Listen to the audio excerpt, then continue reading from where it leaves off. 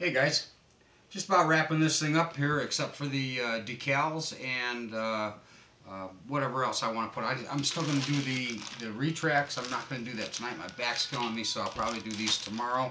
And a couple other things. This has got to go in yet, the stabilizer, but what I wanted to do first was get the control surfaces set and set up my expos and my rates and stuff like that.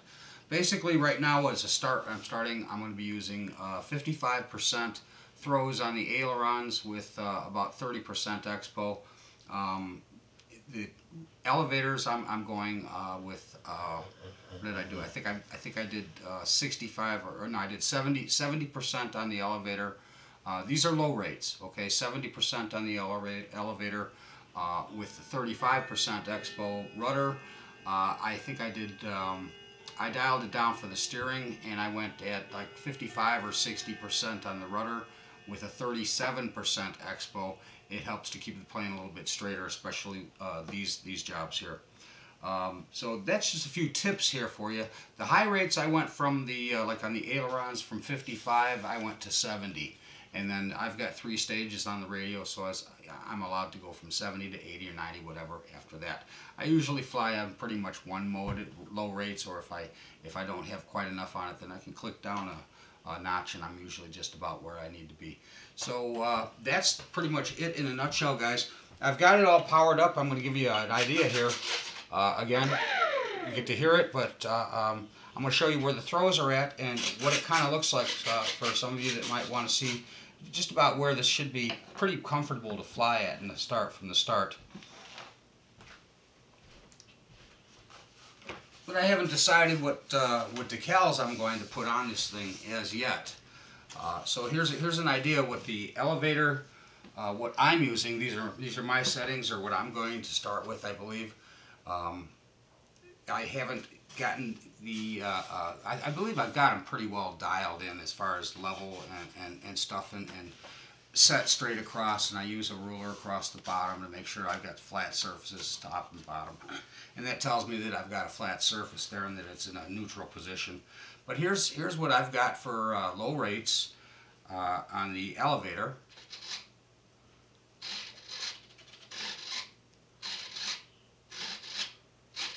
And here would be mid rates for my elevator.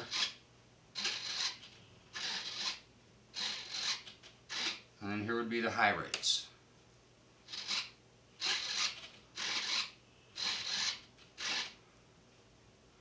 And then we've got our ailerons.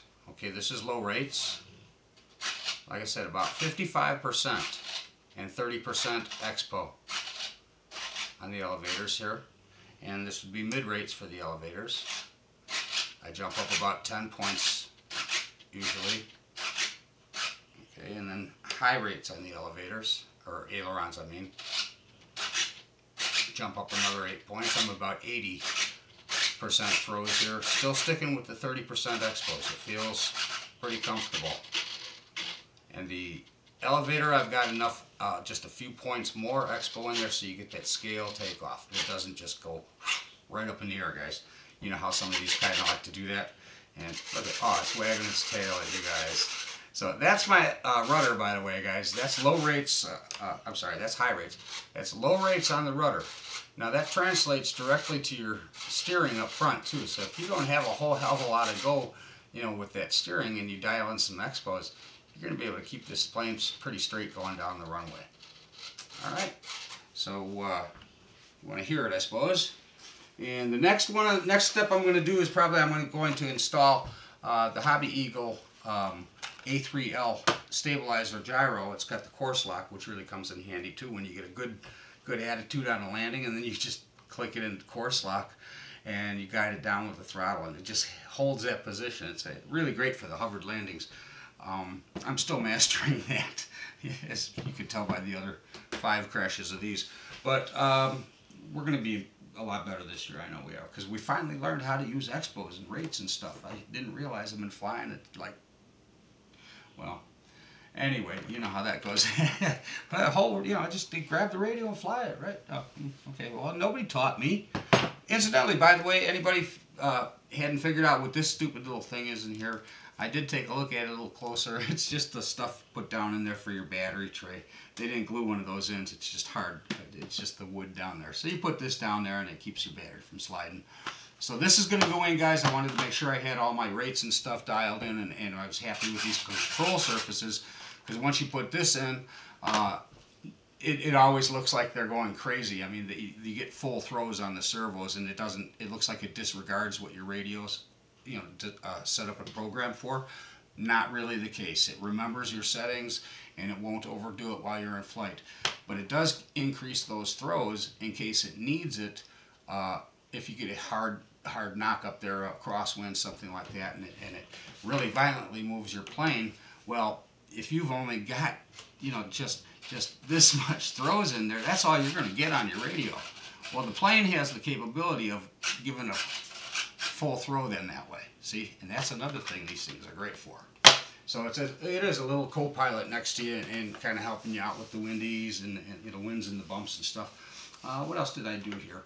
Oh, just they were using little wooden dowel rods up here for these things, for the guns. So I just put a little shape to the wood, and I put some silver paint on there. I might just paint it black or even go back and match the color. But yeah, I think they could have done a little something better. At least something plastic that looked like an actual machine gun turret or cannon of some sort. But and I'm thinking maybe a couple of magnets still.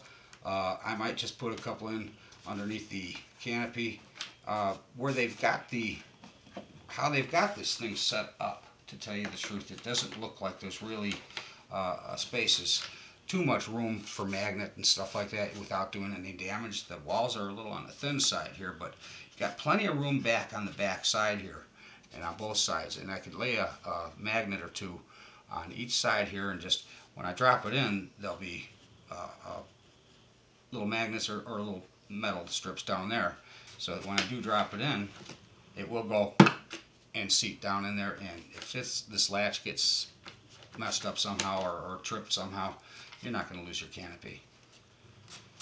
So no ejecting in pilot on this airplane, guys.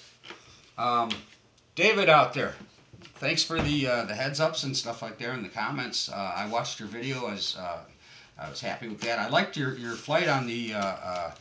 I also watched you fly the other one, the Panther, in the snow yesterday. You would have probably liked to have had that warmed up glove mitt, right? All right, buddy.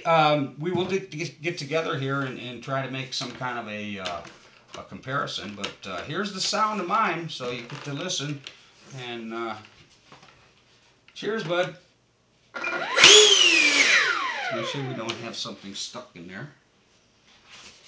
I have sucked things up here before.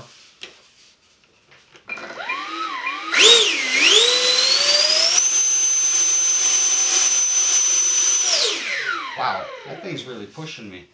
You know what? Garmin, stop recording.